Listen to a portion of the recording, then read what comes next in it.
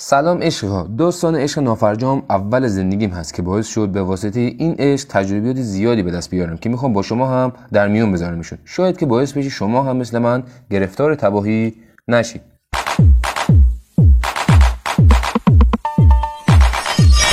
16 سالم بود. روبروی خونمون یه دختری زندگی میکرد که چشم همه پسرای محل دنبالش بود. اونم 16 سالش بود. اون وقتا من خیلی سر به زیر بودم. از بچه‌ها تعریف زیباییش رو زیاد شنیده بودم، ولی عقاید مذهبیم بهم اجازه نمیداد به نامحرم نگاه کنم، حتی یه نگاه کوتاه. یه روز یکی از پسرا بهم گفت دختره بهش گفته که از من خوشش میاد. اونم پرسیده بود چرا و گفته بود که خیلی پسر سر به زیری هستی و معلومه که میشه روی تو دوستی حساب کرد. جا خوردم. خیلی اصرار کرد که حداقل یه بار نگاش کن. گفتم باشه. حالا همون موقع دختر اومد و من واسه اولین بار دیدمش. از اون نوعی بود که بعد دیدنش میگن فتبارک الله. بعدم فهمیدم که رفیقم باش هماهنگ کرده بود که اون ساعت من اونجا باشم. شب کلی دربارش فکر کردم. از رفیقمم پرسیدم. دختر سنگین و باوقاری بود. منم کم کم ازش خوشم اومد. اسمش مژگان بود. موبایل هنوز اون موقع جان نیافتاده بود. واسه هم نامه می‌نوشتیم. چند باری هم بعد مدرسه با بهونه کلاس کنکور میرفتیم تو پارک، همو میدیدیم. کل زندگیم شده بود فکر کردم بهش. اصلا باور نمی‌کردم من که اینقدر در برابر دخترها بیخیال بودم، اینجور وا دادم. هر روز انگیزم بیشتر میشد. به هم قول دادیم حسابی درس بخونیم تا تهران یه دانشگاه خوب قبول شیم.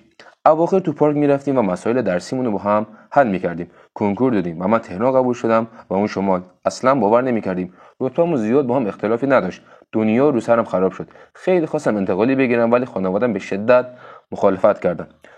مژگان هم وقتی رفت دانشگاه قضیه رو به خانواده‌ام گفتم. چیزی نگفتن. دوست داشتن درسم ادامه بدم. توی طول ترم چند باری رفتم دیدنش. اول و آخر ملاقاتمون فقط گریه بود، از ذوق، از غم. اواسط ترم بود که یهو رفتارش عوض شد. مثل سابق نبود. فهمیدم داره من از خودش دور میکنه. نمیتونستم قبول کنم. دیگه خطش هم خاموش کرد. رفتم دانشگاهش ولی نتونستم پیداش کنم. یه ماهی از آخرین تماسش میگذشت. حالم همون جور بد بود. یه روز همون بچه محلمون زنگ زد و گفت کجایی؟ خیلی وقت بود ازش بیخبر بودم.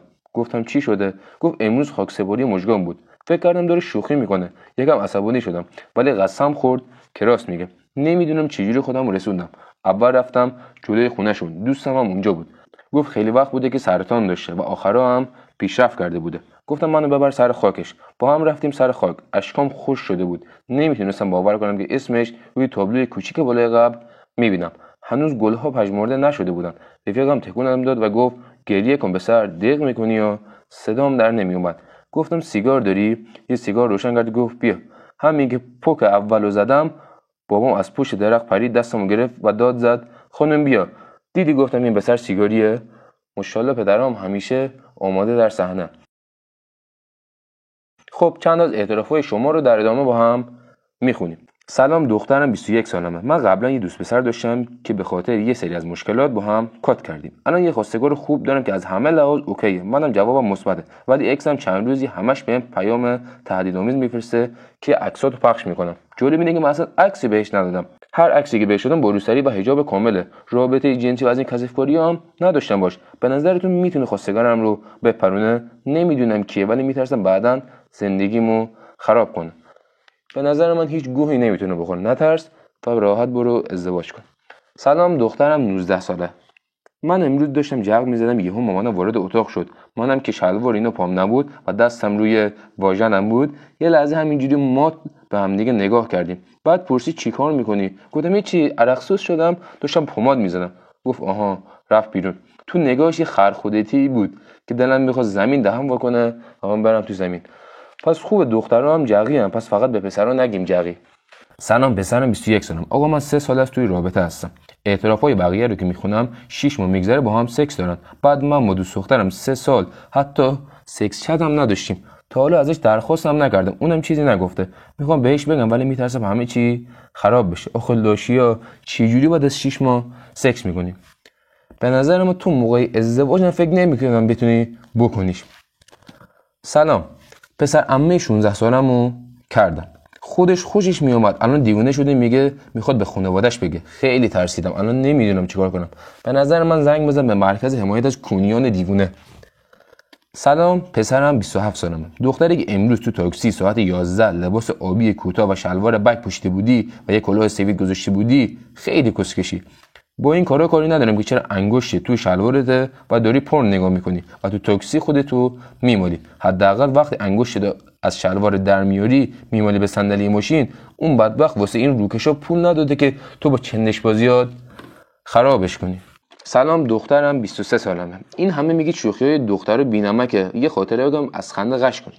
دیروز با شما دوستم رفتیم پارک. بعد از بازی و این کارا آب خانواده گرفتیم که بخوریم. همین که گذاشت لب دهنش بطری رو فشار دادن و همه لباسش خیس شد. مردم همه داشتن ما رو نگاه میکردن. وای خدا نکشد دختر، این چه کار خطرناکی بود که انجام دادی. استرس گرفتم. سلام، دخترم تهران. آقا ما تو اوج حشریت با دوست پسرمون از جلو رابطه داشتیم، ولی خب چون خیلی دردم گرفت کامل نکرد تو و کلا به خیال قضیه شدیم. الان اگه بخوام برم پرده‌مو ترمیم کنم، بعداً بخوام برم آزمایش بدم، بازم تو آزمایش میزنه که باکره نیستم. حقیقت این کار پرده سرا ما تو این زمینه نه تجربه داریم نه میتونیم مشاوره بهتون بدیم. خب نمیدادیم، مجبور بودیم. مگه سلام دخترم، چرا احساس میکنم زندگی خیلی داره عادی سازی میشه؟ بعد جوریه که الان نوجوانا بعضیشون یا بیشترشون به فکر اینن اگه بحث پرده نبود تا الان همه داده بودن. الان خیلیشون به دنبال فرصتن با یه پسر خیلی اوکی بشن و بعد برن بهش بدن. بعد طرف میاد با کلی افتخار از تعریف کردن که آره من فلان و بیسار رو دادم و بعد بقیه هم مثل اسکالا بهش نگاه میکنن، فکر میکنن این خیلی خفنه، منم باید برم بدم. بعد شما میبینن گند زدن به زندگیشون و یهو میفهمن حتی نودشون پخش شده. خدایی زندگی و این چیزا رو عادی سازی نکنید. سلام دخترم، من با یکی تو رابطم از لحاظ قیافه و وضع مالی ازش سرترم، ولی خب خیلی دوستم داره و آینده روشنی هم داره چون واقعا داره تلاشش میکنه. مشکلم اینه که باهاش بمونم یا با این وضع قیافش کات کنم. اگه کات کنم یکی مثل این پسر میتونه دوستم داشته باشه و پاک باشه، یا دیگه نمیتونم مثل این پیدا کنم. یعنی من ریدم تو دهن، ذهن ما رو هم درگیر کردی. اگه پسر خوبیه خب برو باش ازدواج کن، چون پسر به مرور زمان قیافشون بهتر میشه. ممنون که تا آخر ویدیو با من همراه بودی. این فقط یکی از اعترافات بود. برای دیدن بقیه اعترافات چنل رو هم ساب داشته باش. اگرم خودت اعترافی داری تو کامنت ها بنویس.